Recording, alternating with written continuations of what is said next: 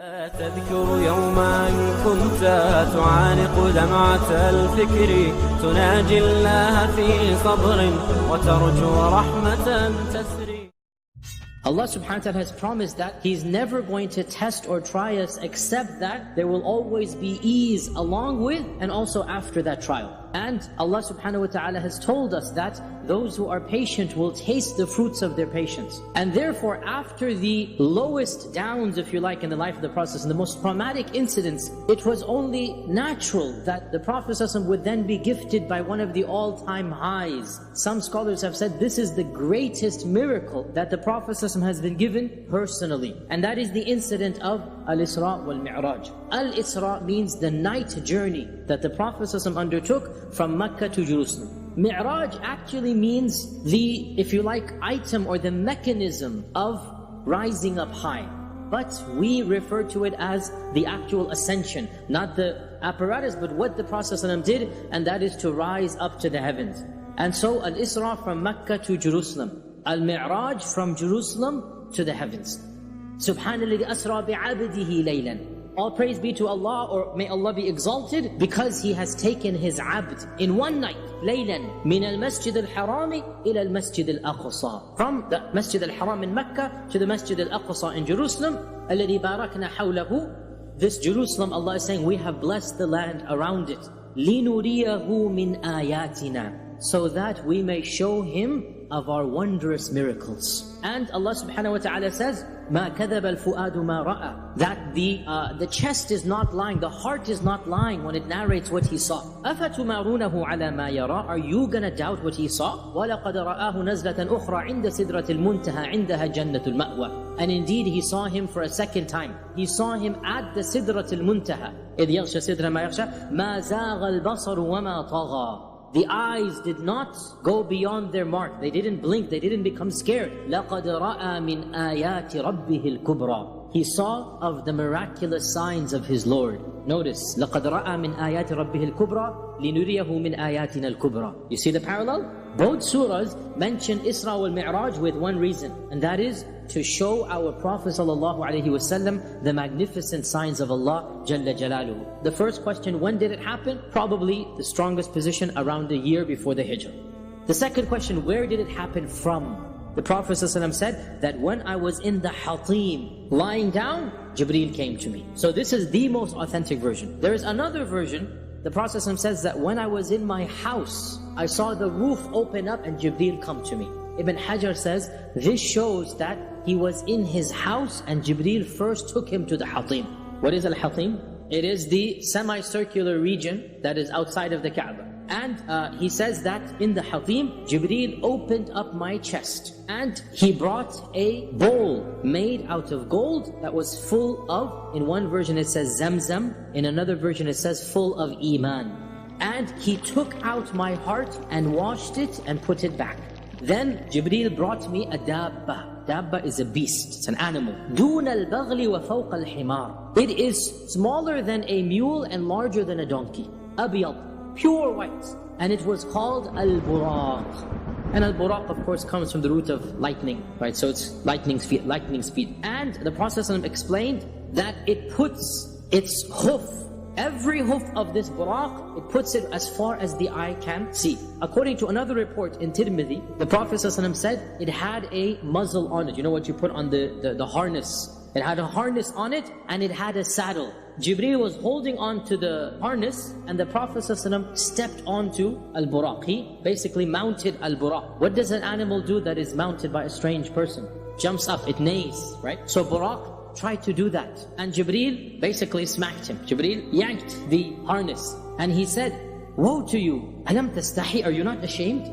For wallahi, no one has ridden you more blessed in the eyes of Allah than your current rider. And the Prophet ﷺ said that I rode him and he took me until we came to Baytul Maqdis. And I tied Al-Buraq to the animal post that is used by the Prophets. I went inside and I prayed 2 rak'at. According to one narration, the Prophet ﷺ prayed 2 rak'at, and when he turned around, فَالْتَفَتُّ فَرَأَيْتُ جَمِيعَ الْأَنْبِيَاءِ. He saw all of the Prophets lying behind him. From the other narration that we have, the Prophet ﷺ actually says that I saw myself with the other prophets, and there was Musa praying, قَائِمٌ يُصَلِّي, and he was a tall and strong and muscular man of a brownish color, as if he is a man from the tribe of Shanu'a. And in fact, our Prophet ﷺ said that when I was going to Isra wal Mi'raj, I passed by the grave of Musa. So this means he passed by his grave, and then Allah took him to Masjid al-Aqsa, right? And then Allah took him to the sixth heaven. So he met Musa 3 times. And I saw Isa ibn Maryam alayhi salam standing and praying. And the one who looks most like him is Urwa ibn Mas'ud al-Thaqafi. In another version, the Prophet ﷺ said he was whitish in color. Of course, the Arabic is red. As I said before, the Arabs called white people red. And his hair glistened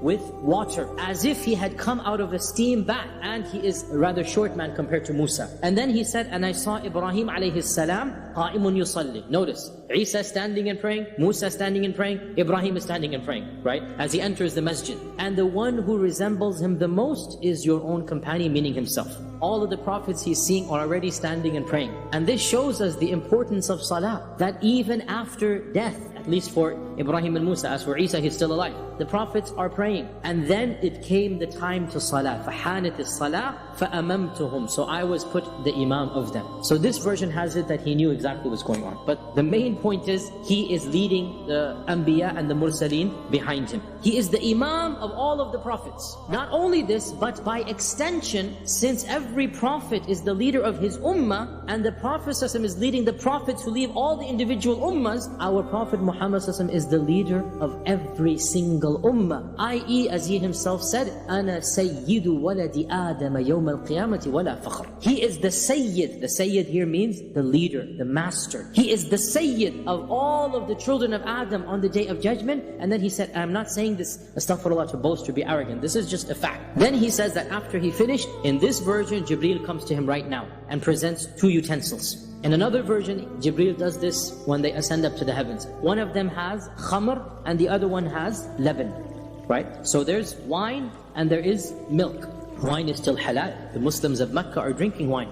And Jibreel says, choose, and choose for your ummah. So the Prophet ﷺ chose the milk, and Jibreel says, you have chosen the fitrah. Asabtal, you have chosen the right one, and that is the fitrah. That is when the Jibreel came to him, and the Prophet ﷺ says, Jibreel asked permission for the doors of the heavens to open. And the gatekeeper behind the door asked, who is it? So Jibreel says, it is Jibreel. And the gatekeeper said, do you have anybody? And Jibreel said, yes, I have with me Muhammad ﷺ.